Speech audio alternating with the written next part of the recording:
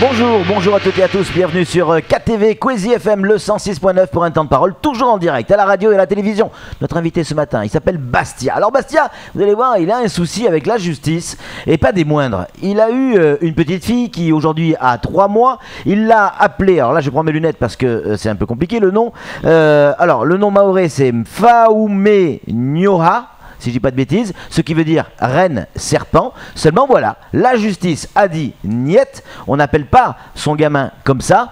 Il est avec nous. Bastia, bonjour. Bonjour. J'ai bien résumé, c'est bien ça? Oui. Alors comment vous allez faire maintenant? J'allais dire, votre petite fille elle a 3 mois, vous l'appelez régulièrement donc reine serpent, c'est le nom français. On vous demande, en tout cas l'état civil refuse ce nom-là. Première question, pourquoi il refuse? L'état civil refuse parce qu'il considère que le nom n'est pas conforme. Conforme à quoi? Conforme. Ils disent que le nom n'est pas conforme parce que, soi-disant, dans la culture mahoraise, le serpent est considéré comme un animal satanique. Ils disent dans la culture mahoraise. Or, la culture mahoraise est composite. Ici, ils utilisent une signification strictement religieuse et de préférence musulmane pour nous dire que le serpent est un animal satanique. Mais dans les autres cultures maoraises, dans les autres croyances maoraises, le serpent est un avertisseur, est un être avertisseur d'événements de mauvais augure. Mais ils évacuent ce côté croyance originelle de Mayotte. Ils utilisent la croyance institutionnelle imposée par l'État français depuis le protectorat. Parce qu'il faut comprendre que c'est depuis le protectorat que la population mahoraise est devenue majoritairement musulmane.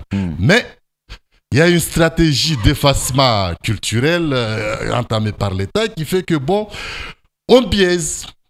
Le procureur biaise, il utilise une signification strictement religieuse pour judiciariser un prénom. Mais dans une juridiction soi-disant laïque. Donc il y a une contradiction. Donc cette procédure est en réalité illégale parce qu'on ne peut pas utiliser une signification strictement religieuse dans un état laïque pour refuser un prénom. Alors Bastia, j'ai une question parce que c'est vrai que reine serpent, appeler sa fille reine serpent, bon c'est un choix, ça peut se respecter, ça peut se comprendre, mais c'est pas commun. La gamine quand elle va grandir à l'école, on va l'appeler reine serpent. Imaginez les gamins, ils risquent de se moquer d'elle, la serpent, j'en sais rien. Vous y avez pensé à ça? J'y ai pensé, il n'y a pas de souci là-dessus. J'ai réfléchi longtemps avant de choisir ce prénom. De choisir son prénom. Ce qu'il faut savoir aujourd'hui, c'est que on nous a habitués, cette stratégie d'effacement culturel, comme je le disais, on a habitué les Mahorais à s'inspirer de la culture musulmane pour transcrire les prénoms de leurs enfants. Donc aujourd'hui, vous trouvez à Mayotte des gens qui ont des prénoms arabes dont ils ne savent même pas le sens. Bon, c'est une absurdité, mais on se commode de cette absurdité. Toutes les autres croyances qui étaient ici bien avant cette culture musulmane, l'État participe à l'effacement de ces cultures-là. Il suffit de regarder les statistiques, on dit 98% de musulmans. Or, on devrait dire 90% de populations composites. Croyances composites, musulmans et autres. Mais on annihile ce côté-là. Alors qu'est-ce qui va se passer maintenant? Qu'est-ce qui risque de se passer? Parce que la justice s'oppose et refuse effectivement ce prénom. Le procureur se saisit. Vous allez nous expliquer comment ça va se passer après, enfin à ce moment-là. Mais ça veut dire quoi? Ça veut dire que après cette étape du procureur, c'est la justice qui peut décider et choisir un prénom, ou vous pouvez encore choisir un autre prénom. Donc c'est leur montage ici qui me trouble. Leur montage déjà exige que je sois obligatoirement représenté par un avocat. D'une part. Donc, vous ne pouvez pas, vous, aller défendre votre dossier? Je ne peux pas. Vous n'avez pas le droit d'y aller tout seul? Je ne peux pas aller tout seul parce qu'ils insistent là-dessus. Obligation, là, je vais vous le montrer. Où est-ce que c'est?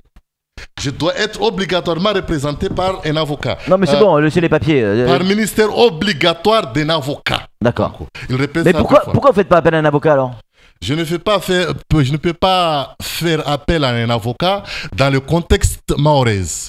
On a une juridiction, comme le dit Solobamana, après dominance d'une société secrète, les francs-maçons. des avocats qui, la plupart, font partie de clans politiques. Donc, je peux pas, dans ce climat-là, je peux pas faire confiance à un avocat, sachant que moi, je suis un politicien. Il y a des avocats qui sont pas politiciens et qui sont pas francs-maçons. Et même être franc-maçon, c'est pas non plus une maladie. Ils le disent tous, ils le disent. Tous les avocats qui étaient sincères ici, on a vu leurs problèmes qui nous sont arrivés. Pour prendre l'exemple de l'Africain qui a eu les problèmes de viol. On a eu le procureur qui s'était retourné contre ses camarades, qui a eu aussi le même mot. Il y a des pratiques ici qui sont malsaines au niveau de la juridiction. Je sais pas, vous, Bastien. Est-ce que vous avez réfléchi à un autre prénom si ça devait tourner mal l'histoire là? Pourquoi réfléchir? Je pense à la petite, moi. Pourquoi réfléchir à un autre prénom lorsqu'on a un montage juridique illégal? Donc vous insistez, vous dites, ma fille s'appellera Reine Serpent. Voilà. Ma fille s'appellera Reine Serpent parce que pourquoi ce montage est illégal? Donc aujourd'hui, on est en face d'une stratégie de nettoyage culturel qui s'inscrit dans le judice. Parce que vous, derrière ça, c'est ça que vous voyez. C'est pas forcément le problème de la petite fille, mais c'est que... C'est un problème de nettoyage culturel, oui. C'est ça. C'est ça qui est derrière. C'est comme si on demande, c'est comme si moi, on peut prendre, je vais métamorphoser la question. C'est comme si j'étais un pauvre paysan taliban, comme un afghan, qui demande aux talibans de ne pas démolir les boudins de Banyan. Parce que c'est aussi une stratégie de dépassement culturel employée là-bas. Donc c'est la même chose ici à Mayotte, en titre d'exemple. Samuel Bocher, le rédacteur en chef de France Mayotte Matin, a une question à vous poser, Bastien. Ok. Avant, le choix des noms ne pouvait se faire que dans le cadre du calendrier républicain. Il y avait Thomas, ainsi de suite, bref. La loi a changé. En effet, on peut choisir le nom que l'on veut. Un calendrier judéo-chrétien, quand même. Hein. Je suis bien d'accord, mais la loi a changé. Elle s'est ouverte au monde, aux sensibilités, aux cultures. Voilà. Et comment dire, il faut juste que le prénom choisi ne porte pas à l'intérêt direct de l'enfant. Le juge va prendre en considération le fait que ce nom puisse porter à Mayotte, en métropole, en Normandie ou ailleurs, à l'intérêt de l'enfant. C'est pas juste à Mayotte. La portée culturelle, elle est ailleurs. L'intérêt direct. L'intérêt direct. Ici, on essaie de diaboliser le serpent. C'est là où ça pose problème. Je parle de l'ensemble de la société française. Oui, mais le prénom, où est-ce que ça pose problème? C'est que la jurisprudence mahoraise cherche, quels que soient les cheminements, à diaboliser le serpent. Or, nous savons que le serpent n'est pas si diabolique que ça.